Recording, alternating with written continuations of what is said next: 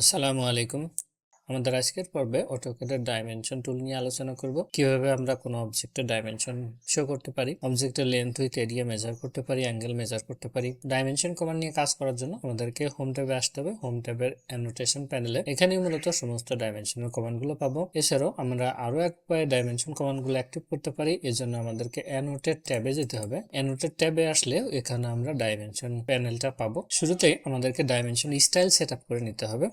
আমরা মূলত আমাদের এই টিউটোরিয়ালে ISO 25 এই স্টাইলটা ফলো করব। আপনি চাইলে এখান থেকে অন্য স্টাইল সিলেক্ট করতে পারেন এবং নতুন করে ডাইমেনশনের স্টাইলও ক্রিয়েট করতে পারবেন, সেগুলো আমরা দেখাবো। তো আমি মূলত অ্যানোটেশন ট্যাবেই কাজ করব। তো শুরুতেই আমরা লিনিয়ার কমান্ডে আসবো। লিনিয়ার কমান্ডের ডাইন সাইডে যে ছোট্ট তীর চিহ্ন আছে এখানে যদি ক্লিক করি তাহলে আমরা কি কি মেজার করতে পারবো তার একটা লিস্ট দেখাবে, কমান্ডের লিস্ট। তো আমি লিনিয়ার কমান্ডে ক্লিক করে লিনিয়ার কমান্ডটা অ্যাক্টিভ করলাম। এরপর আমি একটা লাইনের লেন্থ বের করব। এজন্য লাইনের ফার্স্ট পয়েন্ট এবং সেকেন্ড পয়েন্টে ক্লিক করার পরে যদি বাইরের দিকে এসে থার্ড পয়েন্টে ক্লিক করি তাহলে এটার লেন্থ আমাকে দেখাবে। লিনিয়ার অপশন থেকে আমি অ্যালাইন কমান্ডটা সিলেক্ট করলাম। অ্যালাইন কমান্ড সিলেক্ট করে ফার্স্ট পয়েন্ট, সেকেন্ড পয়েন্ট, এরপর থার্ড পয়েন্টে ক্লিক করলে এটারও লেন্থ দেখাবে। আবার এই কমান্ডে আসলাম, এখান থেকে অ্যাঙ্গুলার অপশনটা সিলেক্ট করলাম। এরপর আমি দুইটা লাইনের মধ্যে কতটুকু অ্যাঙ্গেল আছে সেটা মেজার করব। যেমন এটা আমার ফার্স্ট লাইন হবে এবং এটা আমার সেকেন্ড লাইন হবে। তো এই দুইটা লাইনের মাঝখানে অ্যাঙ্গেল কতটুকু আছে সেটা আমি শো করতে পারবো। আবার আমি এখানে আসলাম, এখান থেকে আর্কের লেন্থ কমান্ডটা সিলেক্ট করলাম। তাহলে আমি এখানে আমার একটা আর্ক আছে, তো আর্কটা আমি সিলেক্ট করলাম। আর্কটা সিলেক্ট করে এরপর সেকেন্ড পয়েন্টে ক্লিক করলাম, তাহলে আমার আর্কের লেন্থ লেখালো। এটা কিন্তু মূলত আর্কের লেন্থ 31.42 দেখাচ্ছে। আবার এই কমান্ডে আসলাম, কমান্ড থেকে রেডিয়াস অপশনটা সিলেক্ট করলাম। আমাদের মাঝখানে যে সার্কেলটা আছে সার্কেলটার উপর ক্লিক করি তাহলে এর রেডিয়াস কত সেটা দেখাবে। আবার একই জায়গায় গেলাম, একই জায়গায় গিয়ে আমি ডায়ামিটার অপশনটা সিলেক্ট করলাম। যদি আমাদের সার্কেলটা এবার সিলেক্ট করি এবার আমাদের ডায়ামিটার দেখাবে। আবার এই কমান্ডের এখানে আসলাম, এখান থেকে জগড অপশনটা সিলেক্ট করলাম। এরপর আমি সার্কেল সিলেক্ট করলাম। সার্কেল সিলেক্ট করে বাইরের দিকে ক্লিক করলাম, তাহলে এই সার্কেলের একটা রেডিয়াস দেখাচ্ছে এবং রেডিয়াসটা আসলে রেখার মাধ্যমে ইন্টিগ্রেট করতেছে। সেই রেখাটা আলাদা একটা শেপের, এই শেপটা আমরা মডিফাই করতে পারবো পরবর্তীতে চাইলে। আমাদের পরের অপশনটা এখানে আছে কোঅর্ডিনেট। এই অপশনের দ্বারা আমরা যে কোনো পয়েন্টের কোঅর্ডিনেট বের করতে পারবো।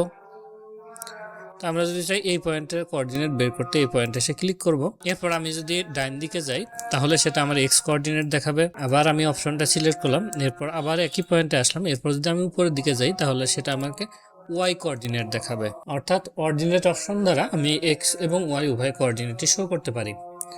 আমি কন্ট্রোল জেড চেপে সমস্ত ডাইমেনশনগুলো এখান থেকে রিমুভ করে দিলাম। এতক্ষণ আমরা যে কমান্ডগুলো ইউজ করলাম সমস্ত কমান্ডগুলোই আমি এই ডাইমেনশন একটা কমান্ড দ্বারা অ্যাপ্লাই করতে পারি।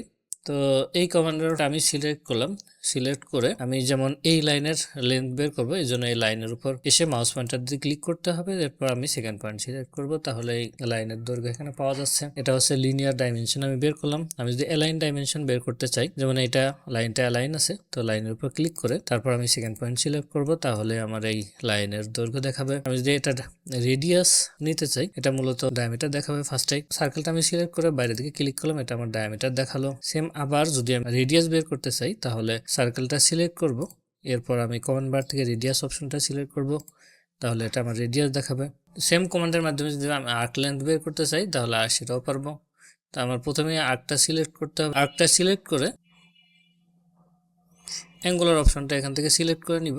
এই ডাইমেনশনের মাধ্যমে আমি এখানে আর্ক লেন্থ সিলেক্ট করতে পারি। তো আর্ক লেন্থ সিলেক্ট করার জন্য আমাকে কিবোর্ড থেকে এল ইন্টারসাপ দিতে হবে, তাহলে আমি আর্ক লেন্থ এখান থেকে সিলেক্ট করতে পারবো। একইভাবে আমি এখান থেকে আর্কের ডায়ামিটার অথবা রেডিয়াস যে কোনো একটা বের করতে পারি। আমাদের কমান্ড বারের দিকে খেয়াল করেন, কমান্ড বারে প্রথম অপশনটা আছে রেডিয়াস, দ্বিতীয় ডায়ামিটার, তৃতীয় হচ্ছে জগড এবং ফোর্থ হচ্ছে অ্যাঙ্গুলার। এবং প্রত্যেকটার ফার্স্ট লেটার যে কোনো একটা লেটার আমি ক্লিক করলে সেই অপশনটা আমার এখানে সিলেক্ট হবে। যেমন আমি এই আর্কের ডায়ামিটার বের করব, এই জন্য আমি কিবোর্ড থেকে ডি লিখে ইন্টারসাপ দিলাম, তাহলে এই আর্কের এখন ডায়ামিটারটা দেখাবে। আর্ক সিলেক্ট করে সেকেন্ড পয়েন্টে নিলাম, তাহলে এই আর্কের ডায়ামিটার এখানে দেখাচ্ছে। ইএসসি শেপে কমান্ড থেকে বের হয়ে আসলাম। তাহলে একটা বিষয় লক্ষণীয় যে আমাদের কমান্ডগুলো যেখানে আলাদা আলাদাভাবে করা আছে সেখান থেকে আমরা কমান্ডগুলো সিলেক্ট করতে পারি, অথবা আমাদের কমান্ড বার এবং এই ডাইমেনশন এই অপশনটা মিলে আমরা এই সমস্ত কমান্ডগুলো ইউজ করতে পারি। মূলত কাজের সুবিধার জন্য এবং দ্রুত কাজ করার জন্য আমি কমান্ড বার এবং এই ডাইমেনশন এই অপশনটাই বেশিরভাগ সময় ইউজ করে থাকি। স্যার আরো একটা বিষয় লক্ষণীয়, এখানে আমাদের লেয়ার আছে এই লেয়ারটা মূলত কারেন্ট লেয়ার সেট করা আছে।